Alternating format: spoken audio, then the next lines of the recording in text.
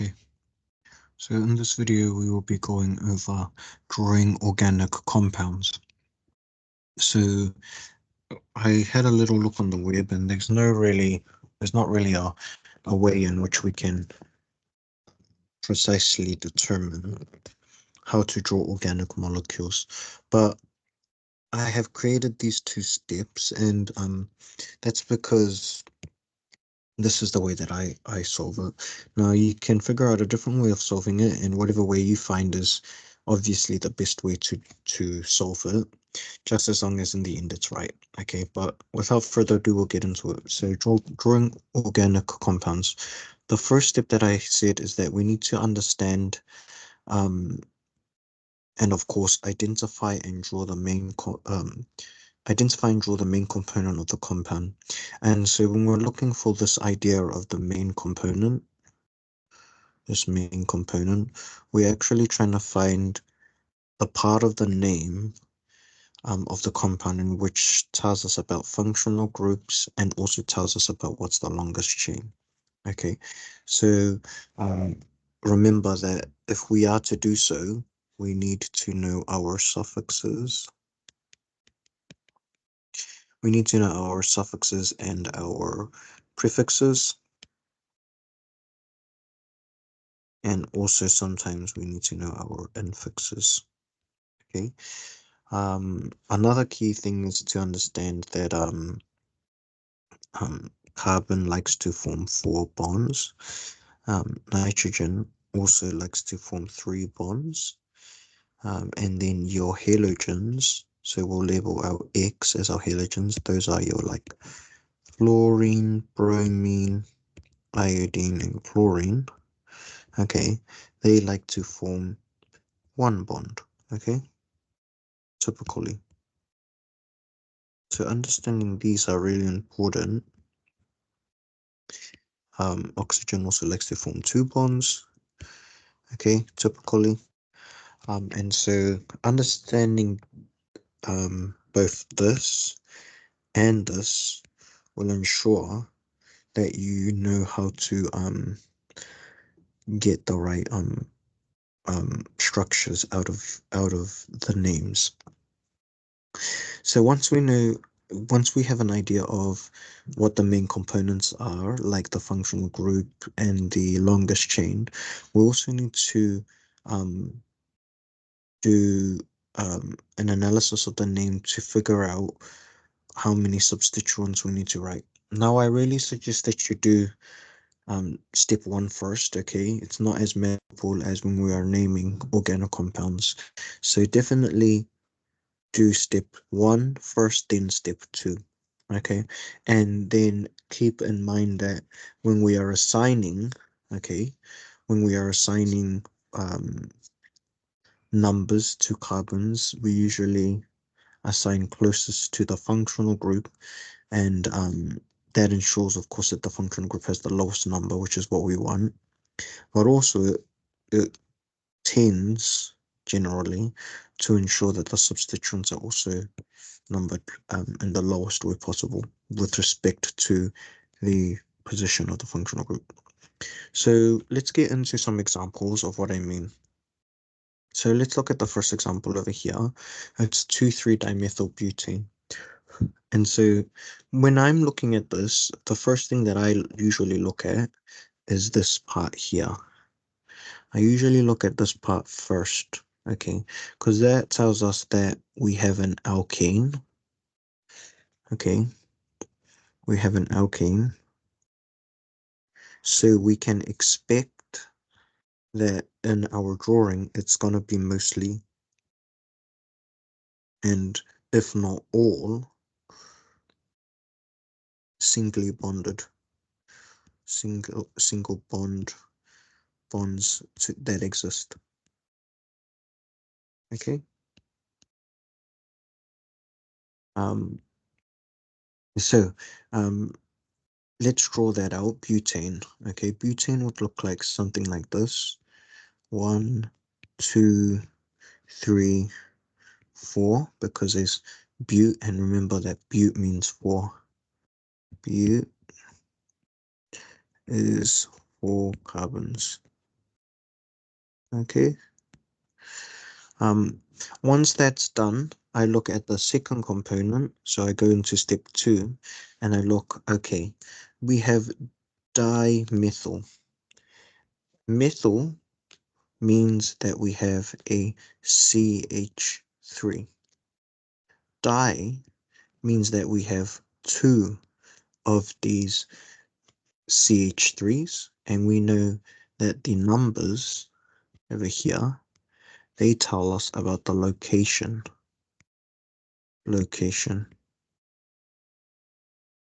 of these carbons. Okay, so we know that we have a CH3 on carbon number 2 and carbon number 3.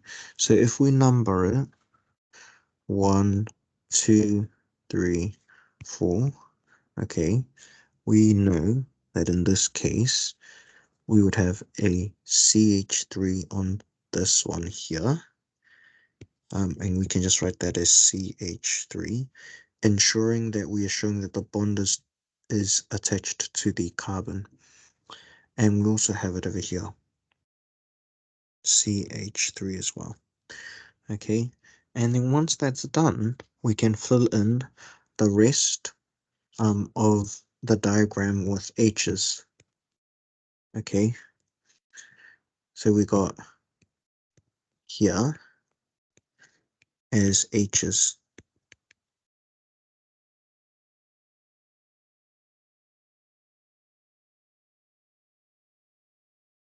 Okay, and I always suggest that you check.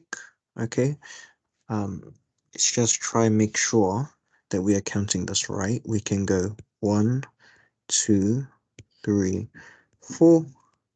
It would be the same going the other way because the molecule is symmetrical. 1, 2, 3, 4.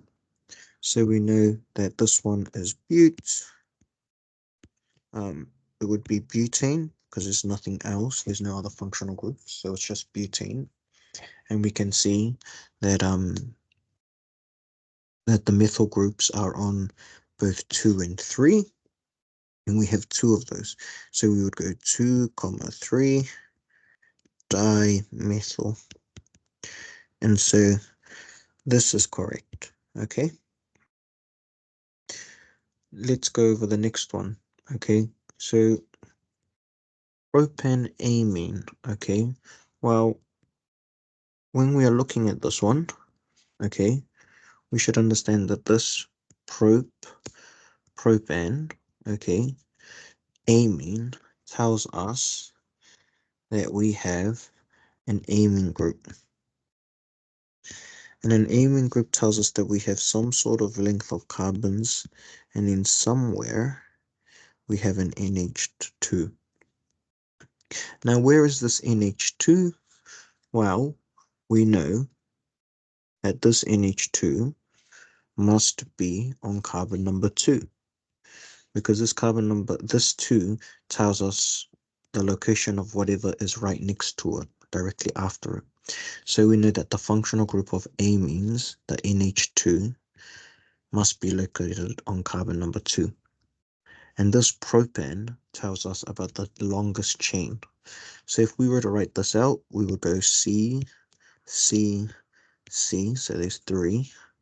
Okay, there's 3 carbons, and we know that the amine is on the second carbon.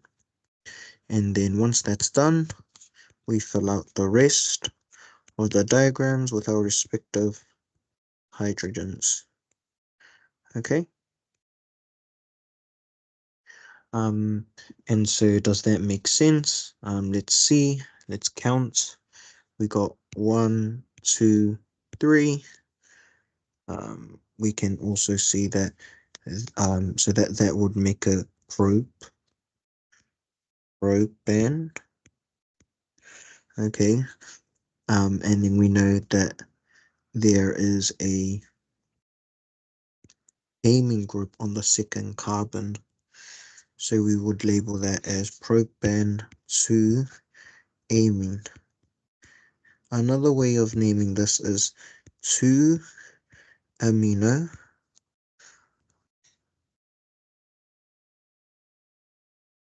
aminopropane.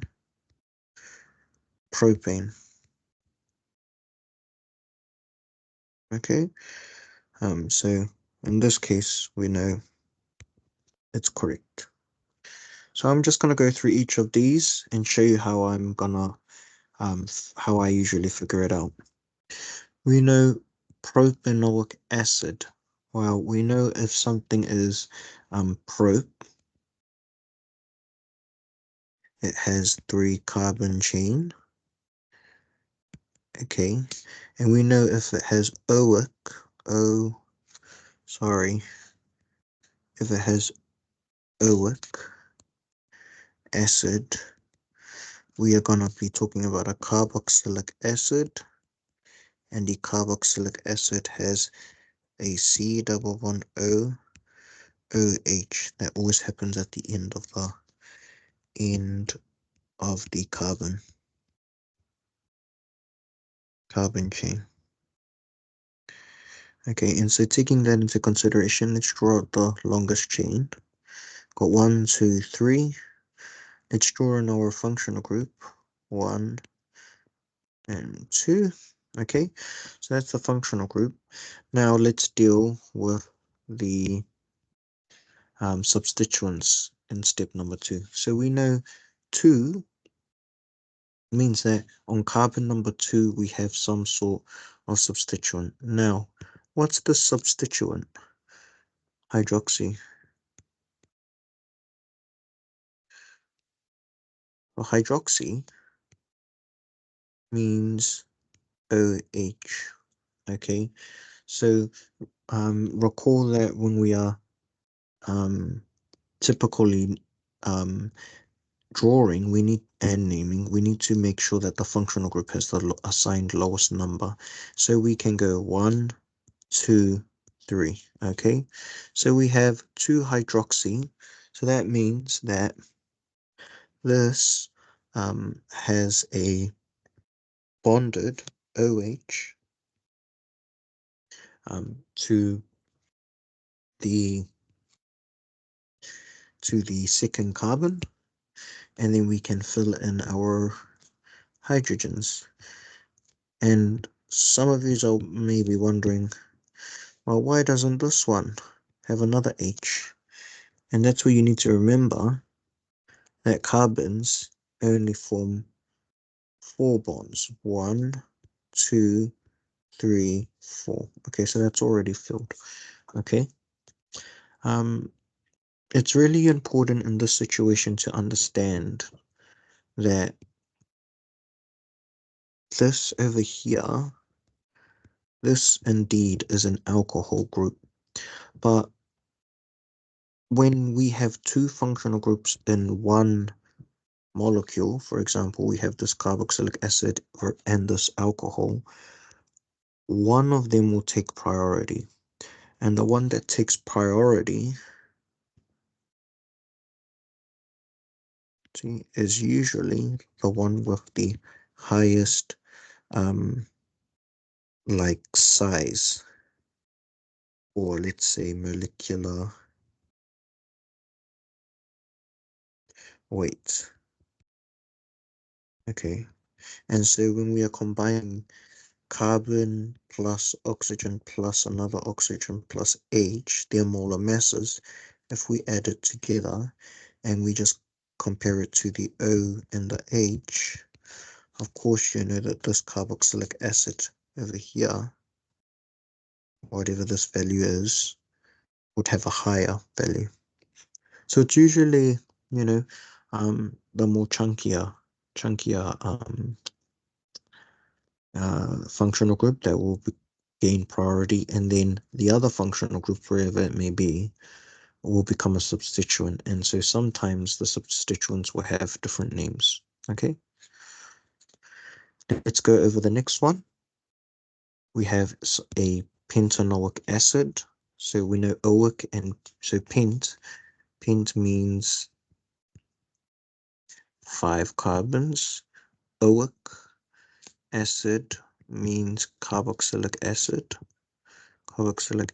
which means that we have this functional group. Okay, so let's draw it out. We have C, C, C, 4, 5, and let's draw this over here. Okay, and then let's draw 3 methyl.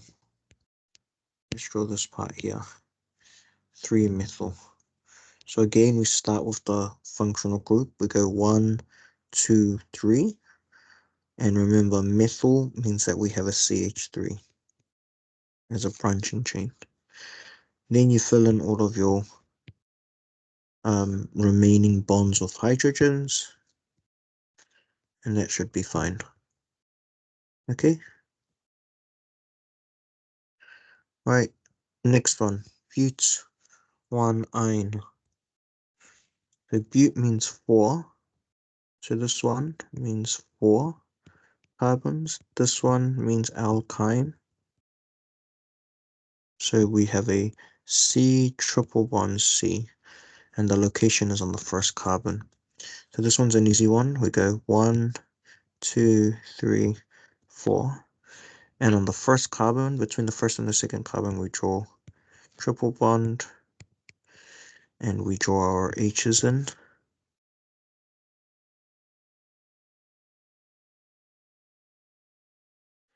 An easy place that people get incorrect, like can go wrong, is like they put H's here, which obviously doesn't make sense because we can see that this carbon here, we can see that this carbon here, it already has 3 bonds here, 1 bond here, so it already has 4 bonds. Okay, so that's the answer that you should get. Have a go at this one. Okay, so this one is butanoic acid.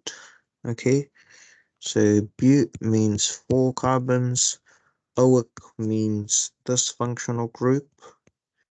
So hopefully you know that's carboxylic acid. So let's draw that out first. 1, 2, 3, 4, with our functional group always at the end.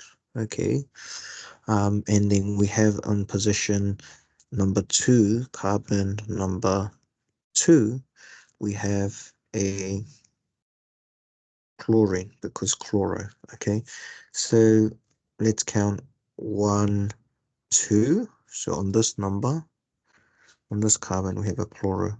Doesn't matter if you draw it up or down. I'm going to draw it down just so that it looks neat. Okay, we have hydrogens here.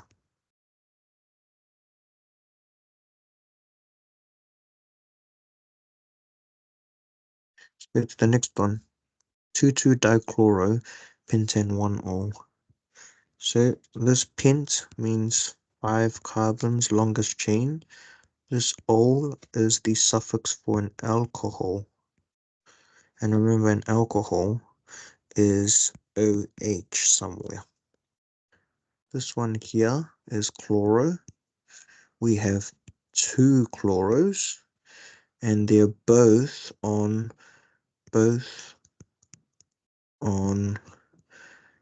carbon number 2. So let's draw our pins. 1, 2, 3, 4, 5. Oh, just 5. Can I count? 5. Then we go let's go alcohol. So let's draw over here. You can also draw it over here, doesn't matter. Okay, so let's draw an OH.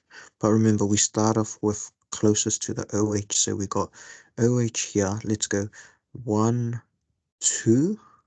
Okay, so we know that we have 2,2-dichloro. So that means that on carbon number 2, we have a chlorine.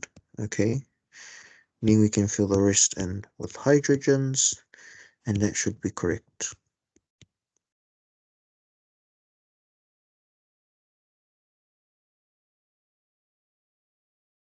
Okay, next one, pentanoic acid. Okay, pent means 5 carbons, and hopefully you're getting used to it. Oic acid means carboxylic acid. So we got 1, 2, 3, 4, 5 at the end. Okay, we have OH. And then we fill in the rest of hydrogens. There's nothing before pentanoic acid, so that's all done. Okay. Some of you might be thinking, why can't I put the functional group on the other side? And the answer is you can. Let's do that. Okay, or so that's 5.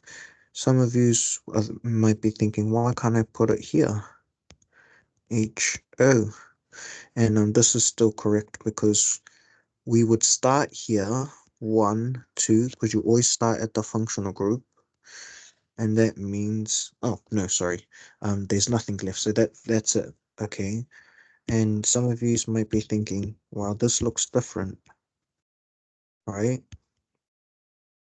But in actuality, in terms of spatial awareness, you should be able to recognize that if I rotate the entire molecule, that way, you are going to get, you know, the same over here, the same as this one here. So these are the same molecules. So it doesn't matter which way, just as long as you start counting at the right carbons, you will always get it right. Okay, one closest to the functional group. Okay, let's carry on. Bute means 4, ene means alkene. Alkene is C double bond C somewhere. Where is it located though? It's on 1, because remember, numbers tell the location of what's directly after. So let's draw that out for now. 1, 2, 3, 4. And let's do our bond here. Okay, carbon number 1. Okay. So that's done. Then we got to deal with this 3-methyl. So if we count from the functional group, we got 1, 2, 3. So then, in that case, on the third carbon, we would have a methyl group. Okay, so remember meth. So meth means CH3. YL means it's a branch. Okay. Let's go ethanoic acid. Ethanoic acid. So eth means 2 carbons. Meth eth. Okay. Remember meth eth prop. Okay, so on and so forth. Okay, and this oic acid means this functional group. So let's go C. Okay, because of eth. And then let's go double bond O, OH. Then have we named everything in the have we drawn everything in the name? Yes. So we can just fill in our hydrogens. Okay, and that should be done. And I think this is the last one. So 2-amino pentane.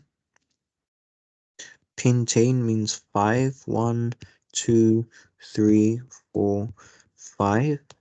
And we have amino, which means we have an NH2. Okay, and it's on carbon number 2. So let's just go 1, 2. So that's number 2. So we have an NH2.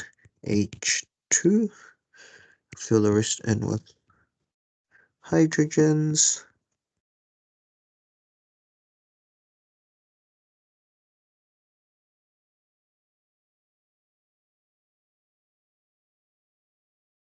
Okay, and that should be correct.